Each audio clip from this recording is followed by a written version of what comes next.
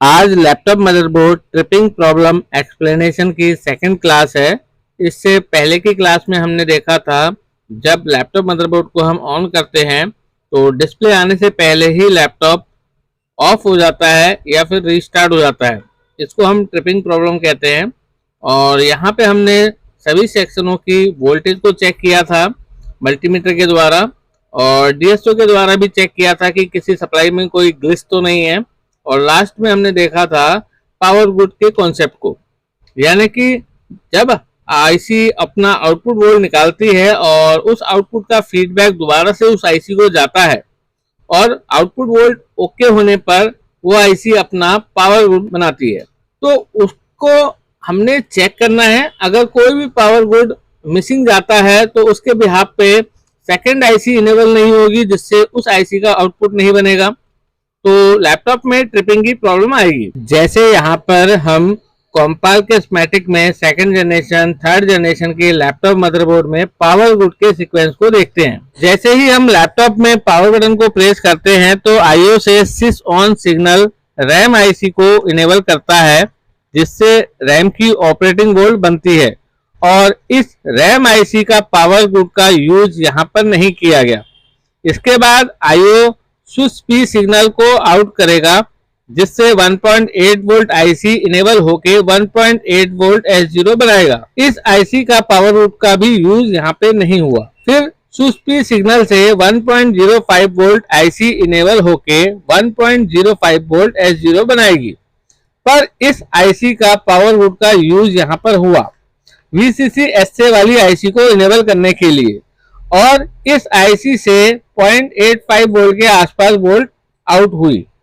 और इस आईसी का जो पीजी है यानी कि पावर गुड, वो आईओ को जाएगा SA पीजी के नाम से, जिसके बिहाफ से आईओ VR ऑन सिग्नल को आउट करेगा सीपीयू कोर आईसी को, जिससे सीपीयू कोर आईसी इनेबल होके सीपीयू के लिए कोर वोल्ट बनाएगी।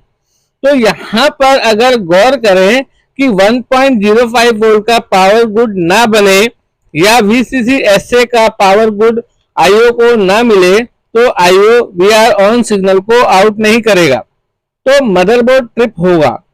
तो जब आपने लैपटॉप मदरबोर्ड की सारी सप्लाई चेक कर ली तो पावर गुड को भी आपने चेक करना है, यानी कि जितनी भी आईसी हैं उनकी जो आउटपुट वोल्ट आपने चेक कर ली तो उनके पावर गुड को भी आपने चेक करना है। अगर हम देखें कि सेकंड जनरेशन और थर्ड जनरेशन में VR on signal IO out करे, इसके लिए VCC SA आईसी का पावर गुड होना जरूरी है। तो फर्स्ट जनरेशन में तो VCC SA का कॉन्सेप्ट था ही नहीं, तो फर्स्ट जनरेशन में 1.05 वोल्ट का जो पावर गुड है वो आईओ को मिलेगा, जिसके बिहाफ पे आईओ VR ऑन सिग्नल को आउट करेगा VRM आईसी को इनेबल करने के लिए। तो यहाँ पर कॉम्पाल का फर्स्ट जनरेशन सेकंड जनरेशन और थर्ड जनरेशन के लैपटॉप मदरबोर्ड में जो पावर गुड है उसके सर्किट को हमने देखा। अगर कॉम्पाल के बाद क्वांटा के मदरबोर्ड में सेकंड जनरेशन और थर्ड जनरेशन को देखें तो क्वांटा में जब लैपटॉप मदरबोर्ड को ऑन करते हैं तो आईओ से सबसे पहले RAM IC switch on signal से इनेबल होके रैम के लिए वोल्ट बनाती है। इस रैम आईसी के पावर गुड का यूज यहाँ पर किया गया है HWPG के नाम से।